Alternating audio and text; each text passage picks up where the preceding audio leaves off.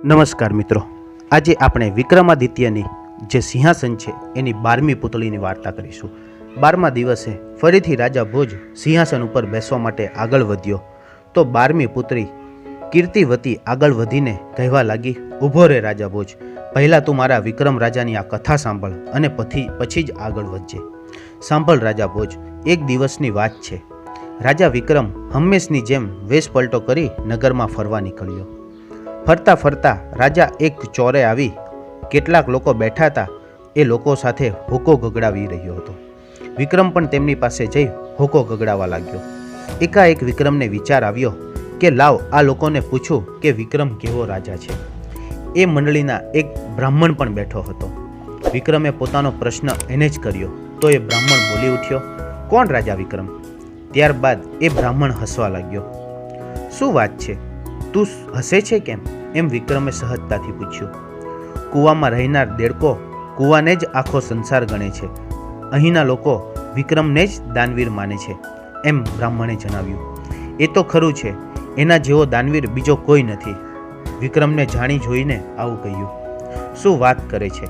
અરે, આ દુનિયામાં વિક્રમ કરતાં પણ મહાન અને મોટા દાનવીર છે। સાંભળ, હું રાજા સમુદ્રસેનના રાજ્યમાં રહીને અહીં આવ્યો છું। એ રાજા વિક્રમથી પણ મોટો દાનવીર છે। એની આગળ તો રાજા વિક્રમની કોઈ જ વિસાત જ નથી। એ રાજા દરરોજ સવારે ઉઠીને 1,00,000 સુવર્ણ મુદ્રાઓ દાન કરે છે। જ્યાં સુધી એ 1,00,000 સુવર્ણ મુદ્રાઓ દાનમાં ન આપી દે ત્યાં સુધી અન્ન જળને હાથ સુદ્ધા પણ નથી લગાડતો। મેં મારી સગી આંખે આ બધું જોયું છે। એ બ્રાહ્મણની વાત સાંભળી બધા આશ્ચર્યચકિત બની ગયા। ખુદ રાજા વિક્રમ આ સાંભળી દંગ રહી ગયો હતો। થોડીવાર પછી એ ચોરેથી ઊભો થયો અને રાજમહેલમાં પાછો આવ્યો। રાજમહેલમાં પાછા આવ્યા બાદ પણ તેને ચેન પડ્યું નહીં, એટલે તેણે વેતાળને બોલાવ્યો અને કહ્યું, મને અત્યારે જ રાજા સમુદ્રસેનના રાજ્યમાં પહોંચાડી દે। પલક મારતા સુધીમાં વેતાળે તેને ત્યાં પહોંચાડી દીધો। ત્યાં ગયા બાદ વિક્રમે જોયું કે ત્યાંની પ્રજા ઘણી જ સુખી છે। રાજ્યમાં કોઈને કશું દુઃખ નહોતું। બ્રાહ્મણની વાત સાચી હતી। રાજા સમુદ્રસેન દરરોજ સવારે 1,00,000 સુવર્ણ મુદ્રાઓ લઈ બેસી જતો હતો અને જ્યાં સુધી એ પૂરી ન થઈ જાય ત્યાં સુધી અન્ન જળ ગ્રહણ નહોતો કરતો। રાજા વિક્રમ તો આ જોઈ દંગ રહી ગયો। તેને વિચાર આવ્યો કે દરરોજ 1,00,000 મુદ્રાઓ એની પાસે આવે છે ક્યાંથી? આ વાતનું રહસ્ય જાણવા માટે તેણે રાજા પાસે નોકરી કરવાનો નિર્ણય કર્યો। વિક્રમે રાજા સમુદ્રસેનના દરબારમાં જઈ નોકરી માટેની માંગણી કરી। રાજાએ કહ્યું, તું શું કામ કરી શકે છે? વિક્રમે જવાબ આપ્યો, જે કામ કોઈ ન કરી શકે તે કામ હું કરીશ। પગાર શું લઈશ? એમ રાજાએ પૂછ્યું। વિક્રમે કહ્યું, 1,000 સુવર્ણ મુદ્રાઓ દરરોજ। રાજાએ તેને નોકરીએ રાખી લીધો અને તેને પોતાના શયનખંડની બહાર પહેરો ભરવાનું કામ સોંપી દીધું। વિક્રમ પહેરો ભરવા લાગ્યો। તેણે જોયું કે રાજા અડધી રાત્રે ઉઠીને દરરોજ ક્યાંક જતો હતો। વિક્રમે તેનો પીછો કરવાનો નિર્ણય કર્યો। એક રાત્રે જ્યારે રાજા બહાર નીકળ્યો તો વિક્રમ પણ સંતાઈને ચૂપચાપ તેનો પીછો કરવા લાગ્યો। રાજા સમુદ્રસેન એક ગુપ્ત માર્ગે મહેલમાંથી બહાર નીકળી ગયો। થોડીવાર પછી તે નદી કિનારે આવેલા એક મંદિરમાં આવ્યો। મંદિરમાં જ્યોતિ સળગી રહી હતી અને સામે જ મા દુર્ગાની ભવ્ય મૂર્તિ સ્થાપિત હતી। મૂર્તિની સામે એક મોટી કડાઈમાં કળકળતું તેલ ઉકળી રહ્યું હતું। રાજા તેમાં કૂદી પડ્યો અને જોત જોતામાં બળીને ભડતું થઈ ગયો। બીજી જ ક્ષણે એક દેવી પ્રગટ થઈ। તેણે કોણી સાથે કોણ જાણે કડાઈમાં શું નાખ્યું કે રાજા સમુદ્રસેન જીવતો બની બહાર નીકળ્યો। તે દેવીએ સ્વરૂપ બદલ્યું અને સાક્ષાત મા દુર્ગા બની 1,00,000 સુવર્ણ મુદ્રાઓ રાજા સમુદ્રસેનને આપી અદૃશ્ય બની ગયા।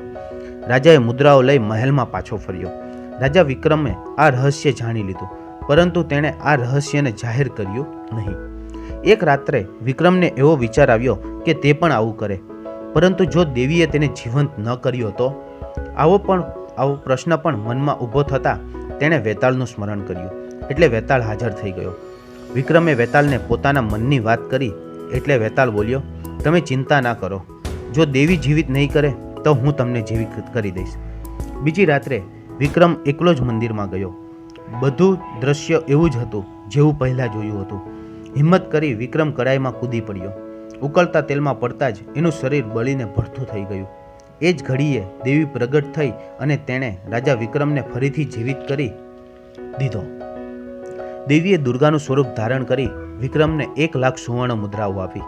વિક્રમે ફરીવાર કડાઈમાં ભૂસકો માર્યો અને ફરીવાર દેવીએ પ્રગટ થઈ તેને જીવતો કરી 1,00,000 સુવર્ણ મુદ્રાઓ ભેટ આપી.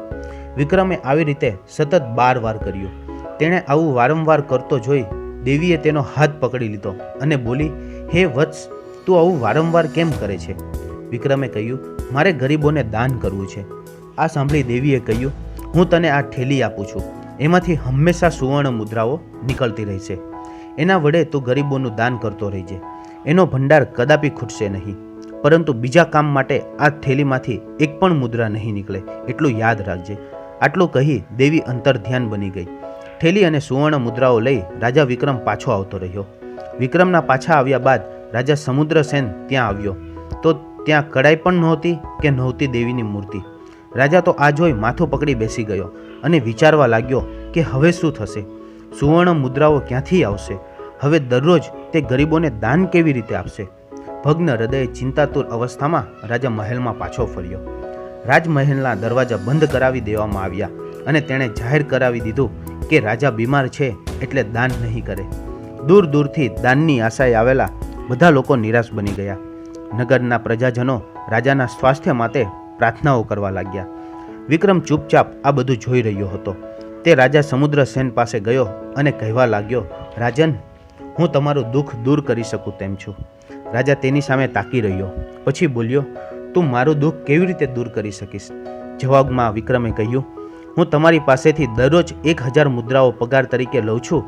મારું કામ એ હતું કે જે કોઈ ન કરી શકે તે હું કરી શકું છું. હવે એ કામ હું કરીશ. તમે આજ સુધી મને કોઈ કામ બતાવ્યું નથી.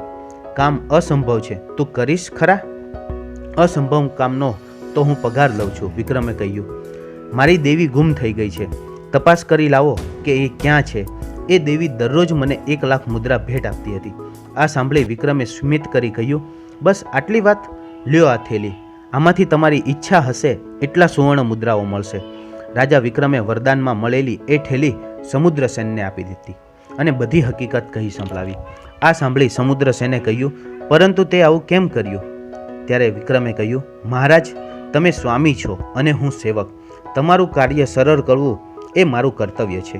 દરરોજ તમારું કડાઈમાં કૂદીને મરવું અને ફરીથી જીવતા થવું ઘણું જ કષ્ટદાયક કામ છે. એનાથી તમને છુટકારો અપાવવા માટે મેં આવું કર્યું અને દેવીને પ્રસન્ન કરી આ થેલી તમારા માટે મેળવી લીધી. રાજાએ પ્રેમથી વિક્રમને છાતી સરસો ચાપી દીધો અને કહ્યું, શાબાશ, સ્વામી ભક્ત નોકર હોય તો તારા જેવો. એક વાત સાચે સાચી કહી દે, તું કોઈ સાધારણ માનવી નથી લાગતો. કોણ છે તું? પહેલાં તો રાજા વિક્રમ ખચકાયો, પણ પછી બોલ્યો, હું ઉજ્જૈનનો રાજા વિક્રમાદિત્ય છું. આ સાંભળતા જ રાજા સમુદ્રસેન તેના પગમાં પડી ગયો અને બોલ્યો, મારા અહોભાગ્ય છે કે તમે અહીં પધાર્યા. હું તો તમારા પગની ધૂળ પણ નથી. વિક્રમે તેને ઊભો કરી પ્રેમથી ગળે લગાવ્યો અને અદ્ભુત થેલી એને અર્પણ કરી પાછો ઉજ્જૈન આવતો રહ્યો. હે રાજા ભોજ, 12મી પુતળી કીર્તિવતી બોલી, શું તે કદી આવું દાન કર્યું છે? શું તે કદી આવો સેવક બની સ્વામી માટે પ્રાણનું બલિદાન આપ્યું છે? જો તારામાં આવી સ્વામી ભક્તિ અને દાન વૃત્તિ હોય તો તું આ સિંહાસન ઉપર બેસી શકે છે, નહીતર આ સિંહાસન ઉપર બેસવાનો તારો કોઈ અધિકાર નથી. આમ કહી એ 12મી પુતળી પણ અટ્ટહાસ્ય કરી આકાશમાં અદૃશ્ય બની ગઈ.